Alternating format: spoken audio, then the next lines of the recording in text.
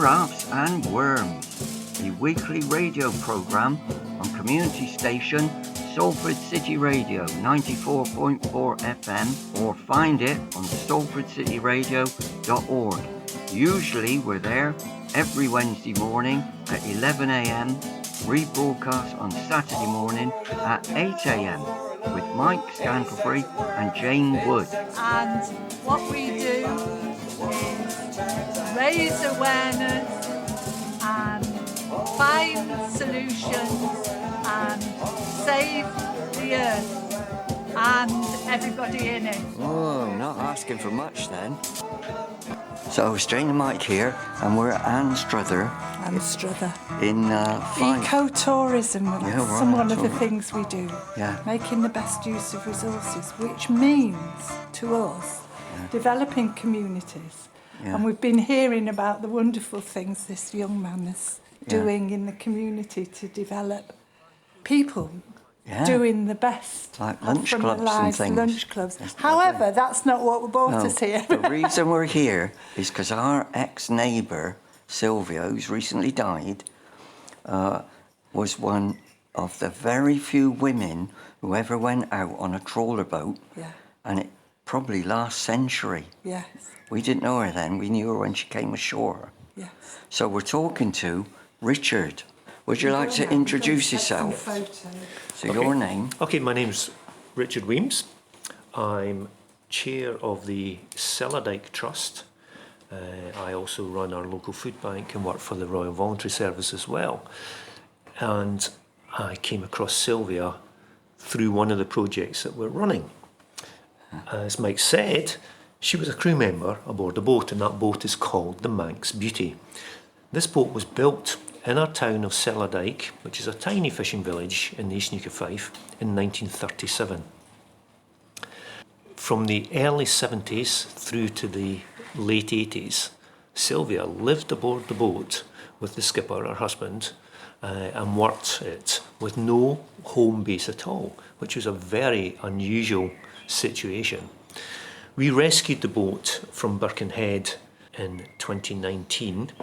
We got it taken out of the water and got it brought up by land in 2020, and it arrived with us just 2 weeks before lockdown.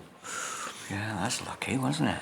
It was. It was and it wasn't. We had it in a place where we thought people would be able to see it, and we could do a launch of the project and publicly be able to start working things like that in it as well. But because of lockdown, none of that could happen. So the idea behind it, as I said, I work for the food bank, and we are also tied up with the local high school and things like that as well. There are very few practical opportunities in this area. An ex-fishing community, there's no boat builders here any longer, there's no practical work for people. So the idea is that we will rebuild the boat. It's not a restoration, it's a virtual rebuild of this vessel. Working with the young people from the school, giving them practical opportunities. Working with people from the food bank. A lot of my guys, again, have no horizons, and if we can actually give them something positive to do, we'll be able to rebuild this boat. And a sort of metaphor of, like, you can turn this pile of old wood, which is what she is now, this boat, back into a working, it's something that the community can be proud of. Right. So that's the absolute basic premise around it, but it's a massive project. Right. And I hear you're fundraising at the moment, is that right? Yes, so the idea, the basic premise, as I said, is the practical work on the boat.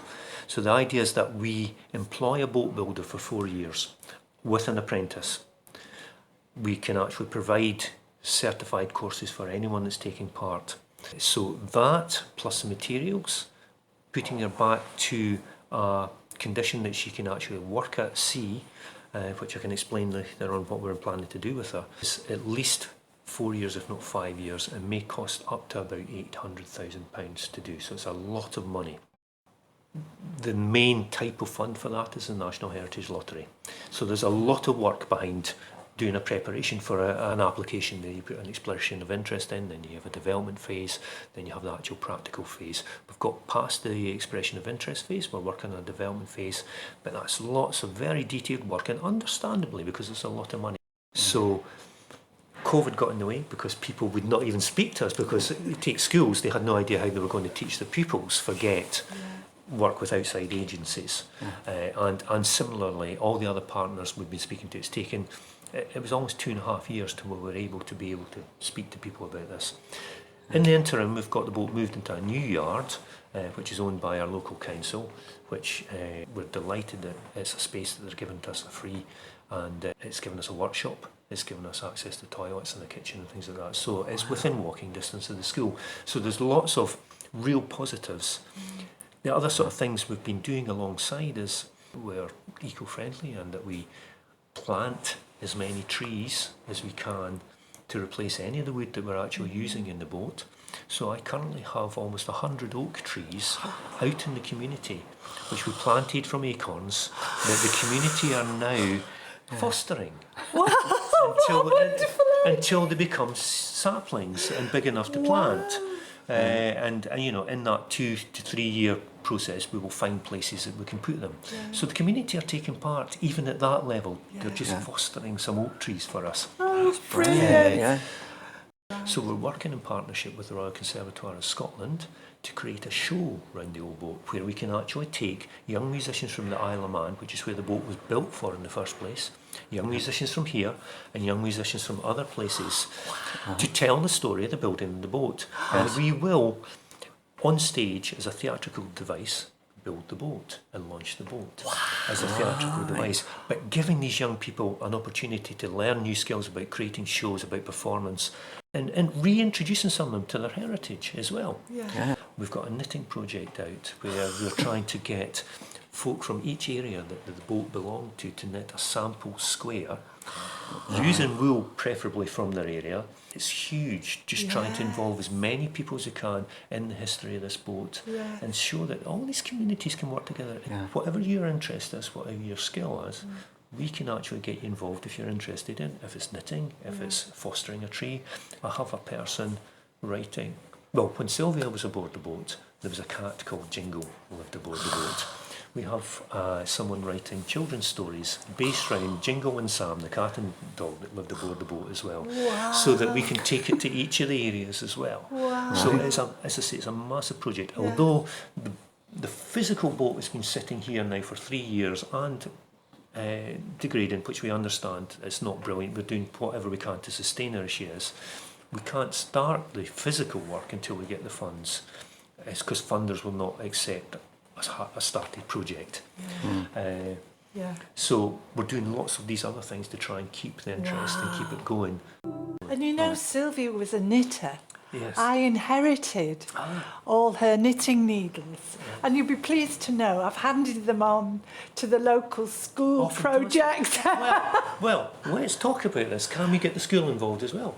Can we? Is there some way that we could get the school involved? Well, there's a knit and natter group on a Wednesday. Yes. Well, let's chat about that in future. Yes.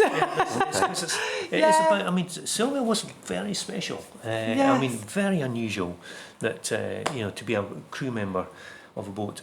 The Lloyds, who are the ship people, you know, the Lloyds Register, have a foundation, and over the last year they've started collecting stories about women who worked in the maritime heritage industry. Yes, right. So I wrote a piece about, it had to be 800 words. I wrote a piece about Sylvia, so that's been stored with that as well. Okay. The stories round particular maritime communities are incredible as well. Yes. Sylvia's husband, Arthur, who was the skipper at the time, we discovered since fought in the Spanish Civil War in 1936. That was the year the Manx Beauty was being built. So there's, you know, there's just so many stories. I've introduced you to LEDs, who is the great-granddaughter of one of the skippers of the sister ship, and her grandfather, Cool D's, crewed aboard the Manx Beauty here and was aboard it when it was requisitioned for war as well. So this boat had a machine gun fitted to the deck, and she worked out of Workington as port inspection, checking that there was no arms being smuggled in and out of Britain, or spies or anything like that. So during the war, that was her service. She's one of the last of these small boats that did that type of work left as well. Cellardyke was one of the major fishing ports in Scotland, but by 1937, when the boat was built, it was on demise. After hundreds of years, that was about the second last boat to be built here.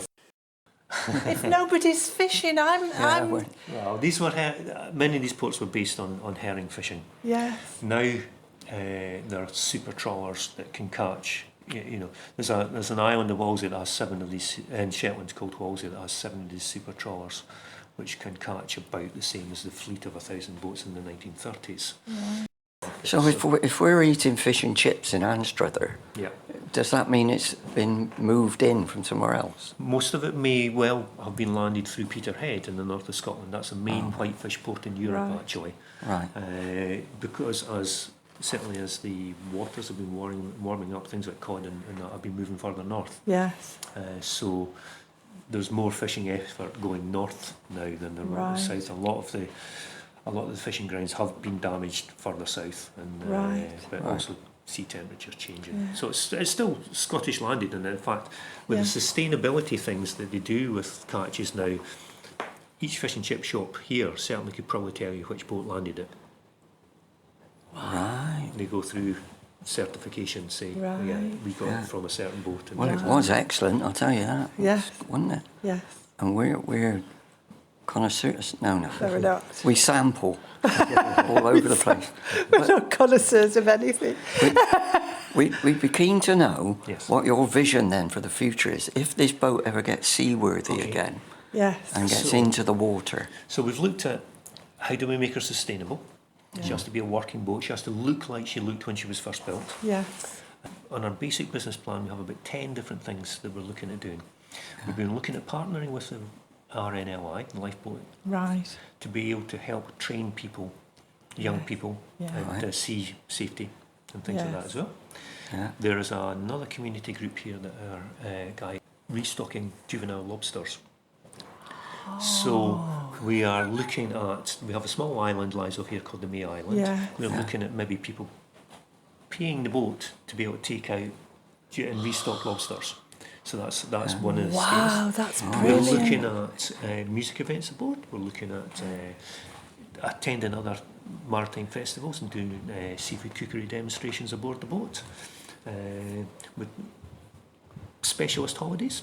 So we could Yes. be taking people, Yeah. 6 people at a time, so it's real specialists, maybe even just golfers coming from some of the Yes. links courses Yes. around Scotland, Right, going to right. different Yes. places, or maybe doing whisky tours around some of the islands on the Yeah. west coast. So we have 10 things looking at working storytelling events aboard as well. Wow. We're looking at Manx Beauty is 46 foot long, which means that once you're inside her, the maximum height's about 5 foot, Right. 5'6". Yes. So, and we could probably Sylvia only was take, short. She was probably only take about 6 folk as live aboard Yes. passengers. Yes. So we're going to take her back to how she was when she was built, Right. and she will be the last one of that 1930s style. Yeah. So hopefully people that feel nostalgic about her as well. Yes. Although she's not a sailing vessel, she's very Yes. much of a generation of boats Yeah. that disappeared. Could you make the engine sustainable? So we've looked at different things. So we know we've got all the chip shops round about here. Yay! So we've been discussing Yay. biofuel coming Wow. from the. We looked at the potential putting in an electric engine, but I don't think for this size of vessel yet, it's not feasible. Right. So she's only had 2 engines in her life. Right. The first one was a Kelvin in 60, which she had until 1984. Right. And in 1984, it was Sylvia that changed the engine, and it's a Gardner that's in it, a 1940s Gardner. So we've got someone restoring that engine. Wow. So looking at it's much better rather than all this stuff of creating a new engine, Yeah. restoring the old engine, putting it Right. back in initially. Fingers crossed, we might be able to use eco, Oh, that is such a Biodiesel. good connection. Yeah. Wow. Wow. biodiesel Like- for her. Yeah. That's brilliant. Yeah. Making good use of resources. We're looking at every piece of wood that we take off the boat, doing something with it. So we've Right. got a local men's shed. So right down to tiny pieces that we can be making jewellery with. We've got someone making some jewellery with that. In fact, I carved a little oak heart that came off the boat, which went into Sylvia's casket with her. Oh, Right. wonderful, wonderful. So, but then bigger pieces can be made into tables and things like that as well. So Yes. we're reusing every piece of wood that comes off the boat. Yeah. There are a certain number of young people that will not go to university and will not, so if we can provide opportunities for them Yes. and maybe train them up with maritime skills, they might be helping them in the trips that go out to the May Island or the Yes. fishing trips, the Yes. angling trips and all these sort of things, opportunities. We've our young people in Salford are much the same.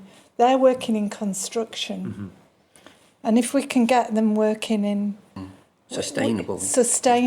construction, it's they can see what they're doing, and it is transformed, isn't it?